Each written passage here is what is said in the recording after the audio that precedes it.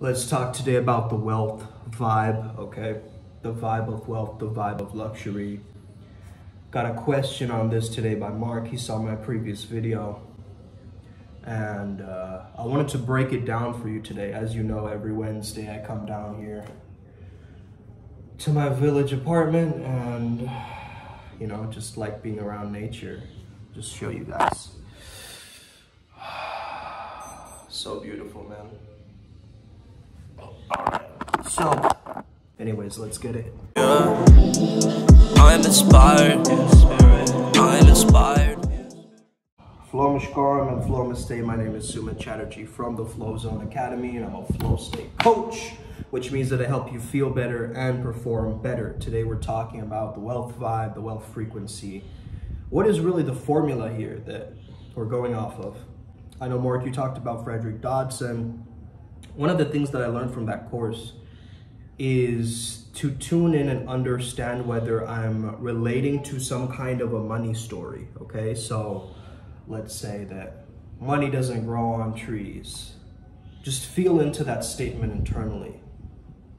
Do you feel like you're contracting with that statement or you're expanding with that statement? That is one way to kind of check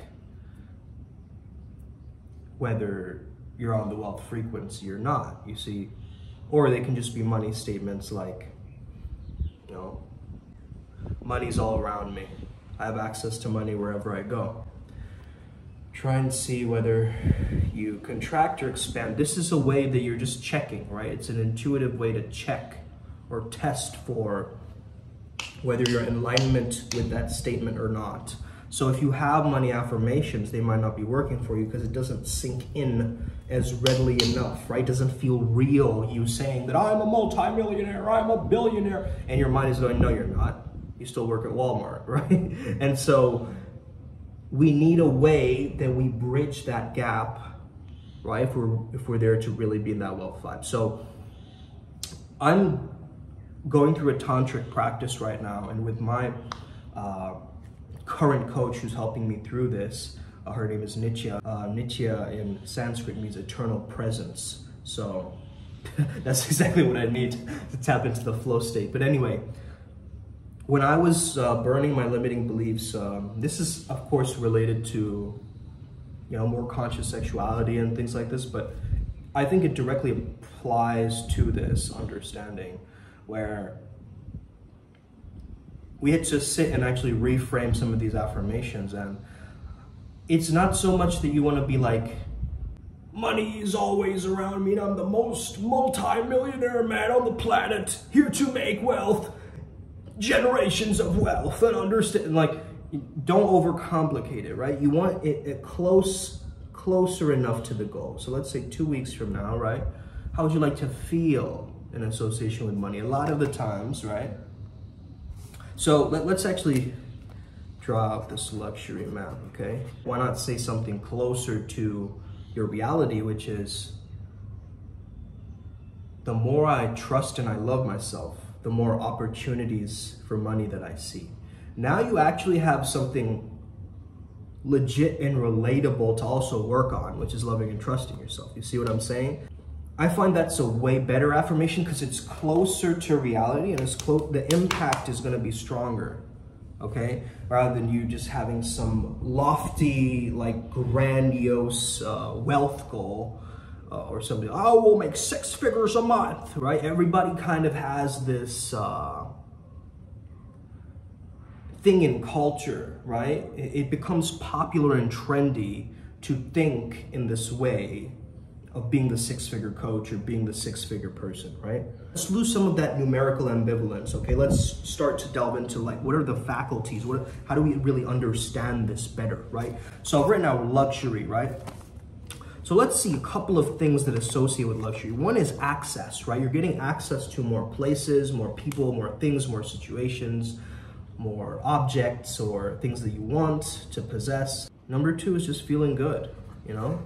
Different ways of feeling good. Like, it feels good to have a nice meal, you know, that you earned yourself with your own money, right? It feels nice to treat yourself to that. So in a sense, it gives you a feeling of feeling good, feeling ease, right? Okay, so the next one I put down here is self-care. And the reason I say this is because you'll notice the rich people take care of themselves more, okay? They'll get haircuts, they'll get maintenance, they'll get their nails done, you know, they'll get a massage. They'll really treat themselves like a luxury person. They'll give themselves more of an opportunity to care for themselves and double down on that. Now, there's a big industry in self-care. Obviously, don't fall into the pangs of that, but, you know, I think there is some value into acting until you fact it. In my book, TPM, I explained this concept of, you know, acting until you become it. You don't obviously want to be a con man or a faker or a poser. There's too many of those people, you know, out there. You do want to take on that vibe or that frequency, right? And the way you can tell is someone is not overly concerned or attached to money, right? There's a bit of a detachment towards it, right? And you find yourself not spending frivolously or recklessly spending, but you're spending comfortably and confidently. And the fact is, the stuff you're spending money on is usually mostly to build your character, is what I've noticed. So a lot of wealthy people, they'll go to seminars, they'll go to different places where, you know, they make themselves better. They make themselves more valuable. One of my guides, or you could say teachers in a sense, is Guru Rinpoche, and I love his teachings and the Vajrayana teachings and stuff. And the word Rinpoche actually means big value. Now, of course, this is a spiritual role, right? I'm not saying to be the Rinpoche of your life, but really you want to be the big value of your life, right? You want to show up and be like the type of person where that giving energy just flows out of you, like you're genuinely there to help. I don't think a lot of people are genuinely there to help. They're there to take money away from us, this leeching mentality, but I think the wealthiest people, if you've ever read the book, The Go-Giver, okay, you understand this vibe, okay? Instead of a go-getter, they're a go-giver. They trust in themselves and in the universe. Let's put down trust here as well. Oh yeah, I forgot to mention the expansion. So internal expansion feeling, right? Wherever I go, I see more and more opportunities for money. Like that feels real to me, you know, when I say it. It doesn't feel weird, it doesn't feel surreal. I genuinely see it. Like I love looking at leaves and saying, these aren't leaves, these are leads, okay? One of my clients told me this story of like having jugs of water, right? You can't have lots of jugs of water and just be like, it's all mine, it's all my water. You're gonna have to circulate that and somehow make that into a thing where you let the water flow, which is what it's there to do, right? Same thing with money.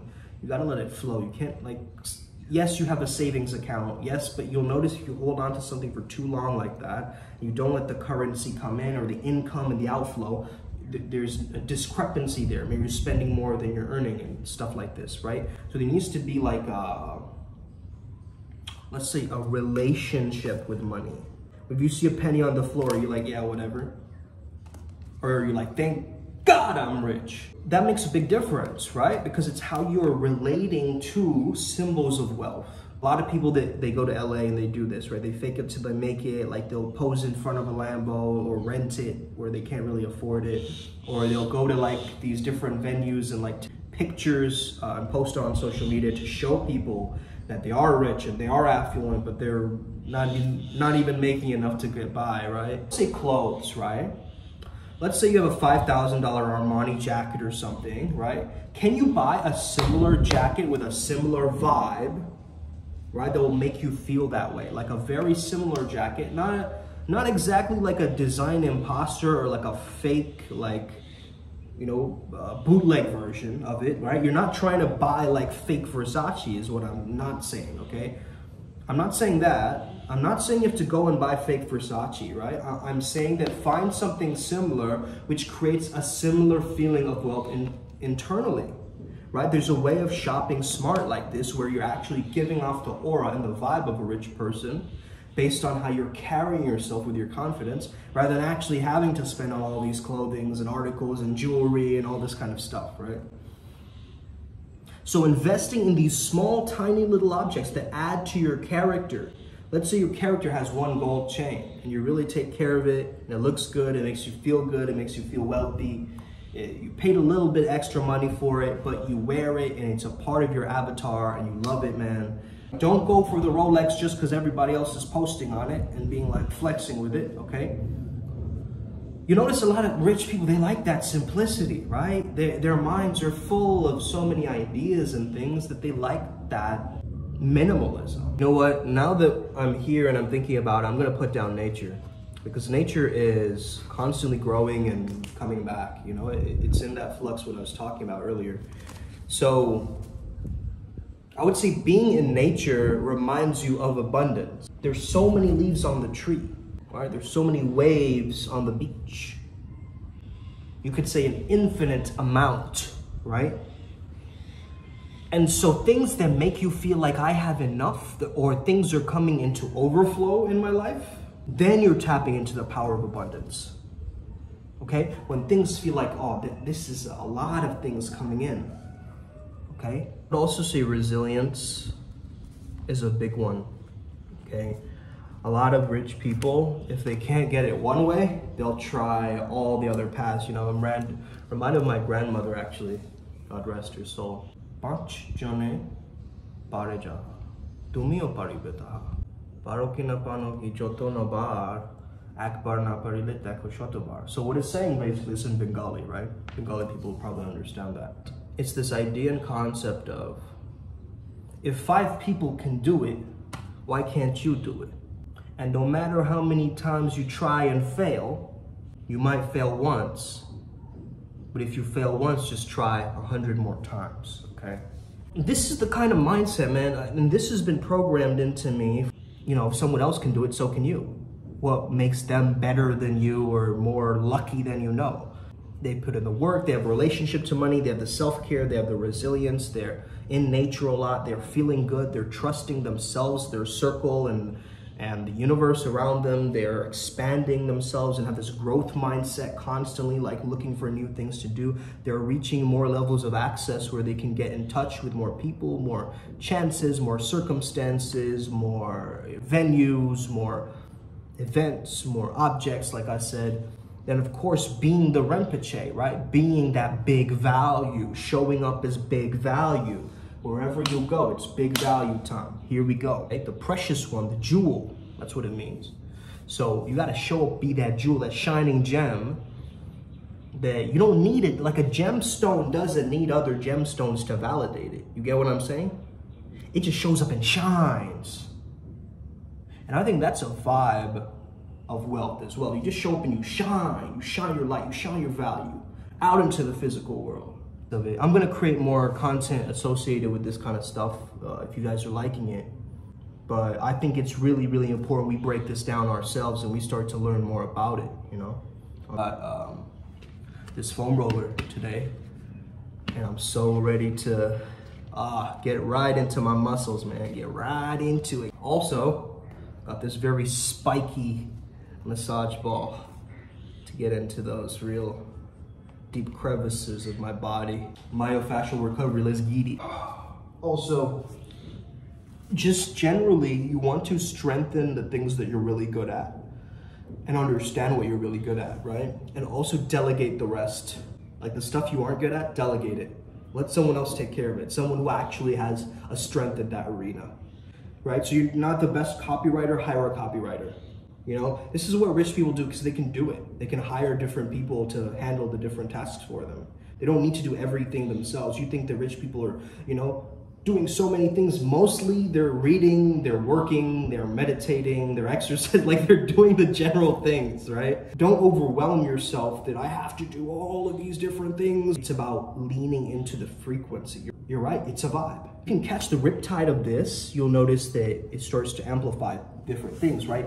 Start speaking with wealthy people. You'll be surprised how many times like I've reached out and wealthy people have just been like, yeah, sure, I'll speak to you. You know, it's unbelievable the amount of wealthy people I've talked to and they're in such a growth mindset that it's impossible to like even brainwash them out of it. You try to get them to think differently about something and not be like a maximizer, but just their mind works in such a way that they will find a way to maximize it regardless, or be in that wealth or, you know, growth mindset regardless. Not everyone is like this, you know, of course you do have certain people who are more snobbish or more, you know, rude or whatever it is. But if you have those beliefs around money, they aren't going to help you. This is why you have to meet certain wealthy people that are really genuinely kind people. Like, I've noticed a lot of the wealthy people that I've met are genuinely like good people, like they're kind, you know what I mean? They're not like rude or aggressive or anything like that, man. Gratitude, man. It's that it's that appreciation energy of just like, I have more than enough. You know, what am I complaining about? I have more than enough. I have shelter, I have a roof over my head, I'm doing my thing. And it's that feeling of safety, right? That gives you that feeling of money. Where it's like, it's all taken care of, man. Everything is taken care of. I'm taking care of myself, I'm taking care of my people, my tribe, I'm taking care of my community. Right? This is why like giving back with money is also really important to get into that frequency, because what does that show, right? That you're not attached to money. Father does this, you know, in India, a lot of the people, they knock on the doors, they ask for money and stuff. Most of the time the money can go for, you know, what if they use it for drugs, or what if they, you know, do it for this. So what my dad does is he's buy these little biscuits, right? And he hands out these little they're like really cheap, like 10 rupees for like 10 biscuits or whatever, right? Parle G. And he'll just give it out, right? He'll just keep a bunch in the car and he'll just give it out, right? When they knock on the window. I think that's a phenomenal thing to do, man. I'm sure there's a lot more to say on this topic, obviously, you know, check out Business Flow with Sum and Joe. That's my podcast with my business coach, Joe Nicasio. Hopefully this stuff is helping you all out. Om Hum Vajra Guru Padma Siddhi Hum. Have an incredible day. May the flow be with you and stay legendary. Let's get it. Upwards spiral. Gang.